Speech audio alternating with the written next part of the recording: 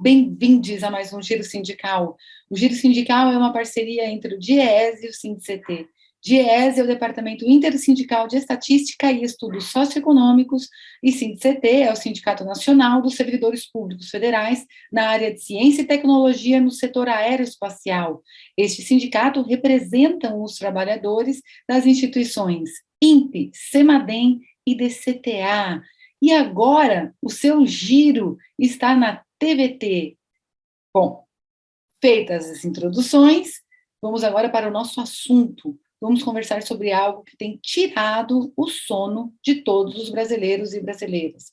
Vamos falar sobre o preço dos combustíveis e, por consequência, também vamos abordar a Petrobras. No ano de 2021, o preço dos combustíveis foi responsável por 1/4 da inflação. A inflação ultrapassou os 10% medida pelo IPCA e foi o maior índice em décadas. Isso significa dizer que ao menos 2,5% de todo esse numerozão, que foram os 10%, foram contribuição dos combustíveis.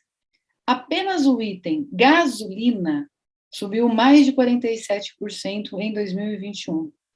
Itens essenciais como gás de cozinha tiram o sono, sobretudo, das mulheres, que são as principais responsáveis por colocar e levar a comida à mesa de suas famílias. Para conversar com a gente sobre o item combustíveis, como afeta a população e sobre também o futuro da Petrobras, a gente tem aqui o nosso convidado especializadíssimo no assunto, o economista Cloviomar Cararini, que é assessor da Federação Única dos Trabalhadores e técnico do DIEESE. Cloviomar, obrigada mais uma vez por estar conosco, por atender a gente. Obrigado, Renata. Eu que agradeço o convite para estar aqui com vocês, mais uma vez. Cloviomar, para a gente começar aqui a nossa conversa, explica algo que deve ser a dúvida de muita gente. Sendo o Brasil um dos países que mais produzem petróleo no mundo, recém descobriu o pré-sal, como a gente paga tão caro pelos combustíveis, não? Então, explica para a gente duas coisas. Primeiro, quais são os itens que mais têm pesado, que mais têm contribuído para essa elevação de preços? E também explica para a gente quais são todos os itens que formam esses preços. Para formar os preços dos combustíveis, a matéria-prima fundamental é o petróleo. Então, o principal fator que acompanha, que influencia nos preços desses produtos é a sua matéria-prima, que é o petróleo em si. Então, o comportamento do preço do barril de petróleo influencia no preço final. Ou seja, se o barril do petróleo está subindo, os preços dos produtos gerados a partir do petróleo sobe também, né, naturalmente. E quando cai, e vice-versa. Esse é um principal fator. O segundo fator, que tem a ver com escolhas que a gente aqui no Brasil está fazendo recentemente, até que você falou, você lembrou bem, o Brasil produz petróleo, o Brasil tem muito petróleo, tem uma reserva gigante, o Brasil é um dos 10 maiores produtores de petróleo do mundo, o Brasil exporta petróleo, o Brasil tem um parque de refino imenso, mas o Brasil escolheu recentemente adotar uma política de acompanhar os preços internacionais da gasolina, do diesel, do gás de cozinha, que está ligado ao petróleo. Diferente de um país que importa gasolina, o Brasil não importa gasolina, o Brasil tem uma geração de gasolina suficiente, praticamente, para o seu consumo nacional, mas isso não é levado em consideração. Na hora de formar o preço, o Brasil escolhe acompanhar o preço da gasolina no mercado internacional. Então, se você tem, por exemplo, agora um conflito acontecendo na Ucrânia, entre a Rússia e a Europa e os Estados Unidos, influencia em mim e você aqui. Por quê? Porque sobe o preço do barril do petróleo no mundo todo, e aí acaba subindo aqui no Brasil também, e o Brasil, teoricamente, não tem nada a ver com esse conflito, né? Então, acho que esse são os dois grandes fatores que influenciam nesse aumento recente dos preços dos combustíveis, ou seja, o barril do petróleo subindo por uma série de fatores e a política de preços praticada pela Petrobras recentemente de acompanhar os preços internacionais. Em períodos anteriores, a gente já viu o preço do petróleo subir, mas a gasolina, o diesel, os derivados não subiam aqui, porque você tinha uma leitura diferente de perceber que, para que eu venda gasolina no Brasil, eu preciso usar os preços de produção aqui no país, né? Então, esse é um caso, são esses dois grandes fatores. Acho que é importante também a gente pegar como uma questão e olhar como exemplo gasolina e o gás de cozinha. A gente vai perceber, dentro desses dois produtos, na formação dos preços desses produtos, você consegue também perceber o comportamento e o que está influenciando. Se eu olho a gasolina, que bem rapidamente, na composição do preço dela, eu tenho o item ali, refinaria, né, o etanol, que são as misturas que se usa na formação do produto gasolina, né, em si, aquela garrafinha que a gente compra de gasolina. Ali está, né, o refinaria e o etanol, a mistura, que é o que mais subiu agora, sua participação nos preços. Você tem os impostos, que são cobrados a partir de qualquer produto, inclusive os derivados, e você tem ali aqueles atores que atuam no meio, entre a refinaria e o consumidor, que é as empresas que compram da refinaria e revendem nos postos, e os postos que vendem para mim, para você, para todo mundo. Esses dois atores também estão nesse jogo, que estão perdendo participação. Então, no caso da gasolina, a gente percebe claramente isso, de que aumenta nos últimos 10 anos, aumentou a participação e o peso dos preços da gasolina das refinarias. Então, é ela que está subindo os preços, por conta dessa política de preço que eu falei. E o gás de cozinha, a mesma coisa. Então, hoje, por exemplo, 50% do botijão de gás é o preço da refinaria, né, para formar aquele botijão de gás. Em 2011, era 30%.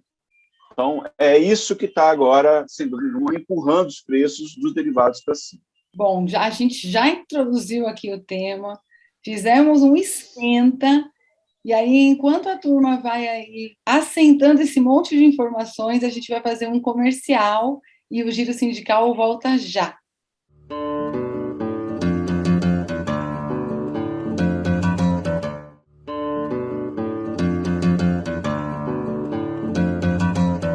Voltamos para continuar a entender o que acontece com o preço dos combustíveis, o que acontece com a Petrobras também.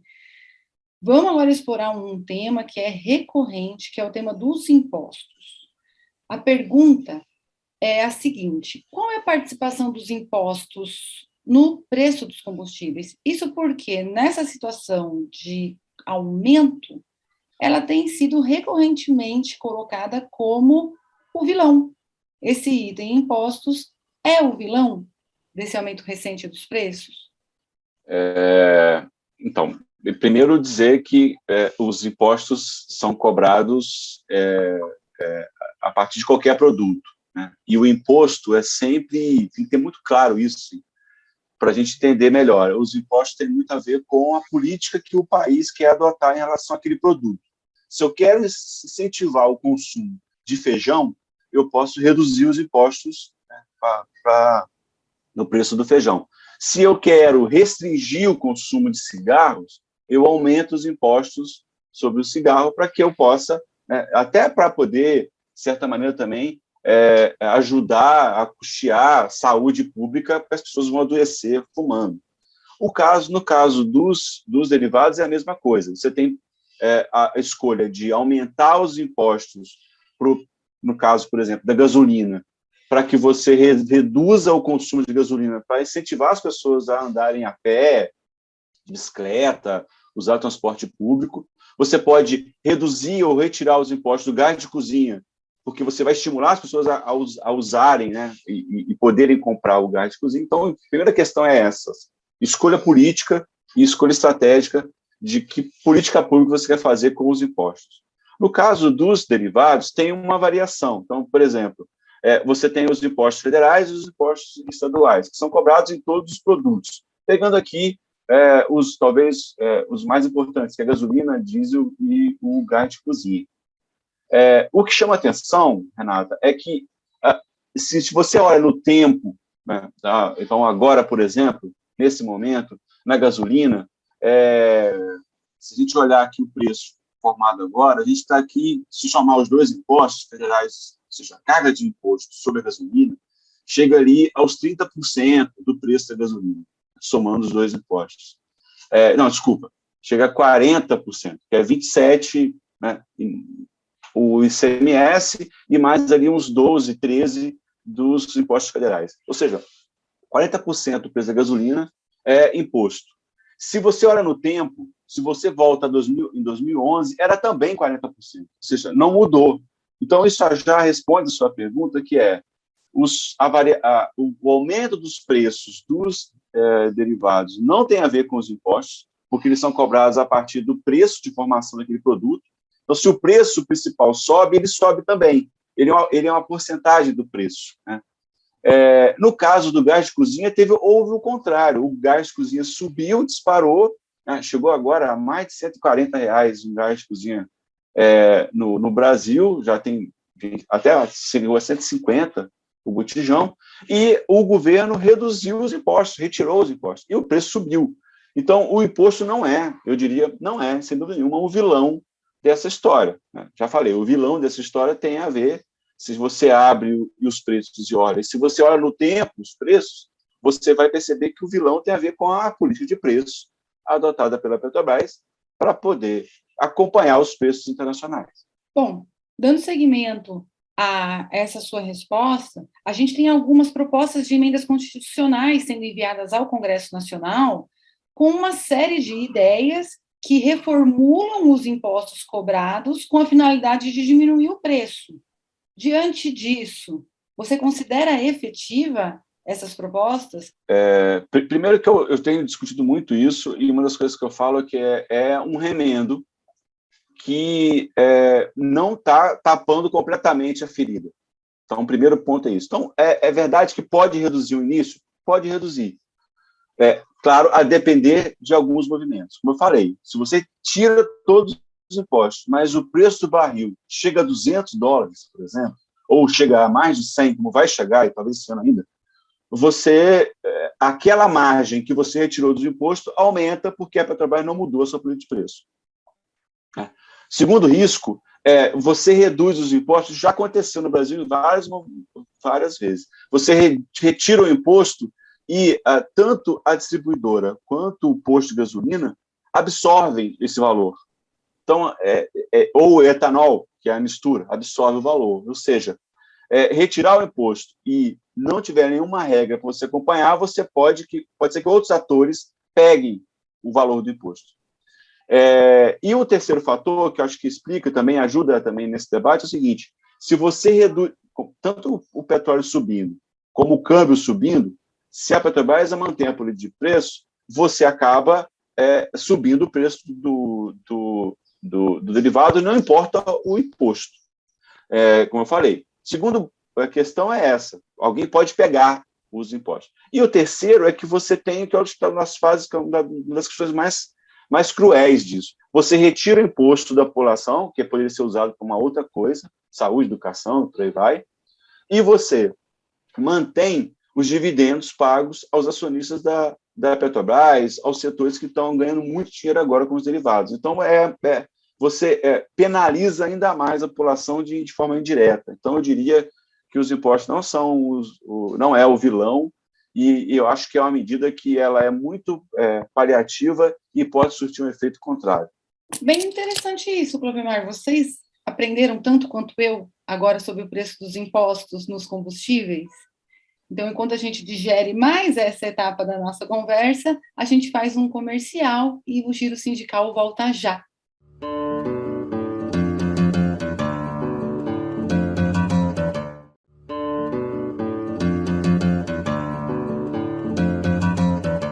Voltamos para o nosso terceiro e último bloco de mais um Giro Sindical. Bom, a gente tem aí nessa problemática do preço dos combustíveis algo que não é secundário, que é a própria situação da Petrobras, que ela é muito específica, que ela passa por muitos debates hoje no nosso país.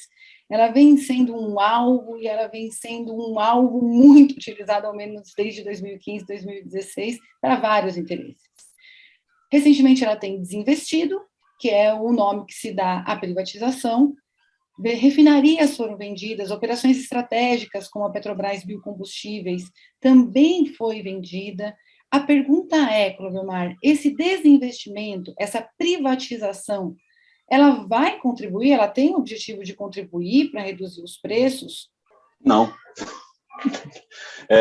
Eu acho que esse é um outro elemento muito bem lembrado assim, para pensar esse debate. E acho que assim a gente envolve, né, volta a discutir a questão do preço por um outro prisma que eu acho que é importante, que é a privatização, a venda dos ativos.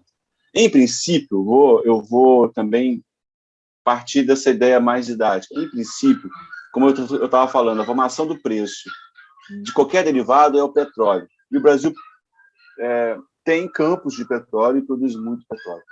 Quando uma mesma empresa produz petróleo, retira o petróleo, transporta até a refinaria e faz a gasolina, transforma aquele petróleo em gasolina, tudo isso é uma empresa só, ela pode praticar preço entre ela mesma, de custos, né, para que no preço final seja um preço controlável. Agora, quando você tem empresas diferentes atuando nesses espaços, na produção, no transporte e na refinaria, e são empresas diferentes, elas vão praticar preços internacionais, sem dúvida nenhuma. Então, já está acontecendo na Bahia isso. A Petrobras vendeu os campos de petróleo da Bahia, os campos terrestres, que levava esse petróleo e fornecia o petróleo para a sua refinaria, a Erlan, a refinaria da Bahia, que também foi vendida. E hoje antes você tinha, há 4, 5 anos, você tinha o campo de petróleo e a refinaria pertencendo a uma empresa só, a Petrobras. Agora você tem campos com várias empresas produzindo e uma refinaria com uma empresa também de fora, privada. E aí, o preço, nessa escala, o preço é o maior preço possível, porque todos querem aumentar seu lucro. Não há uma cooperação entre eles. O primeiro elemento é esse. O segundo elemento, para pensar também esse debate, da referência disso, assim, é o caso real.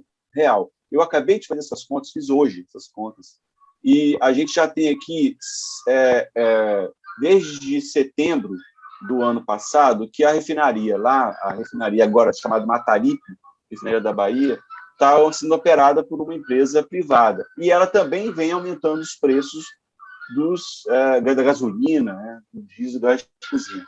Eu peguei o caso da gasolina para a gente comparar. E eu peguei os preços da Petrobras no Brasil todo e os preços da Bahia. Então, quem mora na Bahia e está assistindo esse programa, até setembro de 2021, ou seja, até enquanto a Petrobras operava a refinaria, o preço na Bahia, o preço da refinaria, o preço dos derivados, da gasolina, na refinaria da Bahia, era muito parecido com o preço nacional. Né? Então, enquanto no Brasil era R$ 2,80 o litro de gasolina, na Bahia era R$ 2,80 o litro de gasolina. Ou seja, era muito parecido. Isso historicamente. Eu voltei no tempo e é sempre isso, muito próximo. Um pouco abaixo, um pouco acima, mas muito próximo. Agora não. Né? Já agora, só esse ano, essa refinaria já reajustou o preço 3 vezes, 4 vezes, só esse ano. A Petrobras reajustou 3 vezes, então ela já fez um reajuste a mais do que a Petrobras, né, que não está mais na Bahia. E, além disso, agora o preço da gasolina na Bahia é 7,6% maior do que o preço nacional. Então, assim, enquanto o preço nacional é 3,25, na Bahia é 3,50. Ou seja, esse é um bom exemplo para mostrar que uma refinaria privada com a produção privada, os preços vão aumentar mais do que se a refinaria fosse estatal ou com uma só empresa, né? Que também nem precisa ser estatal, né? Mas se for uma só empresa. Então, acho que esse é um caso que mostra bem um efeito da privatização, da venda de ativos, nos preços finais dos produtos. Né? Eu tenho mais atores atuando e atores agora que não são estatais ou são estatais de outros países que têm outra prioridade e que pretendem aumentar seus lucros. É interessantíssimo esse exemplo que você trouxe da Bahia e muito recente, não? Demonstrando a tese contrária de que privatizar não diminui os preços. Por fim, uma última pergunta, que acho que é a pergunta que muito brasileiro tem no coração, né? Que é possível a gente ter uma empresa estatal forte e saudável e combustíveis mais baratos? Porque a gente aprendeu nos últimos anos de que a gente não quer nem acabar com a empresa, gerir mal a empresa ou que o valha, e nem queremos combustíveis também caros. É possível conciliar essas duas coisas? Sim, sempre foi, sempre foi. Se a gente volta no tempo e olha o papel que foi a criação, né? Para que foi criada a Petrobras? Um dos motivos era esse, né? Abastecer com garantia e com qualidade o povo brasileiro. E se você olha no tempo, até no período mais recente, se você volta de 2003 até agora, você vai perceber que a Petrobras tinha lucro, né? Tanto o preço subindo ou descendo, né? Tinha lucro e pagava dividendos aos seus acionistas. Isso sempre aconteceu. E a Petrobras sempre também, como eu falei mais no início, né? Até 2016, até principalmente ali pós-golpe e a chegada do governo Temer, até essa implantação dessa política de preços de qualidade de importação que a Petrobras vem adotando, o que a gente percebia é que os preços internacionais subiam e desciam, mas a Petrobras levava em consideração, acho que essa é a saída, levava em consideração outros elementos. Então, por exemplo, se a gente está produzindo agora, e está mesmo, produzindo agora no pré-sal com um custo bem menor de produção, ou seja, o preço do barril, de custo de produção do barril de petróleo, está muito abaixo dos $80, que é o preço internacional agora. Está muito abaixo. Se você coloca também investimento, vai chegar ali, e também os impostos, vai chegar nos $20, $18 para produzir petróleo no Brasil hoje. E não 80. Então, já parte desse princípio, né? O outro fator também que ajuda a pensar, assim, uma outra possibilidade qual é o mercado consumidor? O Brasil aumentou o seu consumo? As refinarias reduziram o custo? As refinarias aumentaram a sua produção? Isso tudo influencia no preço. Se você produz mais na refinaria, o custo é menor e você pode vender mais barato. Também foi adotada uma política na Petrobras de reduzir a produção das refinarias, estimular a entrada de importadores de derivados para que essa paridade internacional já aconteça ali, nesse momento, né? Então, assim, sem dúvida nenhuma, é possível pensar numa outra política de preço, já foi feita, e que mantém lucro da Petrobras. A Petrobras é uma empresa muito rentável, sempre teve lucro, e, ao mesmo tempo, pagando dividendos aos seus acionistas. O que a gente percebe agora, seja na política de preços, que está retirando renda da população e levando, né, para a empresa, para a Petrobras, seja na venda de ativos, que está vendendo patrimônio que é público e está jogando esse dinheiro dentro da empresa, seja no aumento da financiarização da empresa, pegando mais dinheiro emprestado ou se envolvendo cada vez mais em pagamento de juros, que retira a renda da empresa e joga para a empresa, isso tudo faz com que a empresa agora também passe a aumentar o pagamento de dividendos a poucas famílias. Então, o que a gente percebe antes, uma política clara de aproveitar a redução a produção de petróleo, né? O país já produz, para distribuir esse ganho com a população via preço, e agora não. Agora é uma política de via preço dos derivados, eu aumento a renda da empresa, que aumenta o pagamento de dividendos para os seus acionistas. Muito bem. Muito obrigada, Clovemar, por toda a sua contribuição. São anos de estudo, não são apenas meia hora aqui que vão resumir tudo isso que você tem aí para nos oferecer. Então, numa outra oportunidade, a gente espera também contar com você. E eu sou Renata Belzunces e apresentei mais um Giro Sindical. Clovemar, passo para você fazer suas considerações finais, seu tchauzinho. Agradeço o convite, a gente está sempre à disposição para conversar sobre esse assunto, é um assunto importante, que influencia muito na nossa vida, é o debate, sem dúvida, o debate central das eleições agora desse ano, E eu acho que a gente pode depois voltar a fazer mais, aprofundar algum ponto desse debate. Agradecer o convite. Muito obrigado. Seguimos.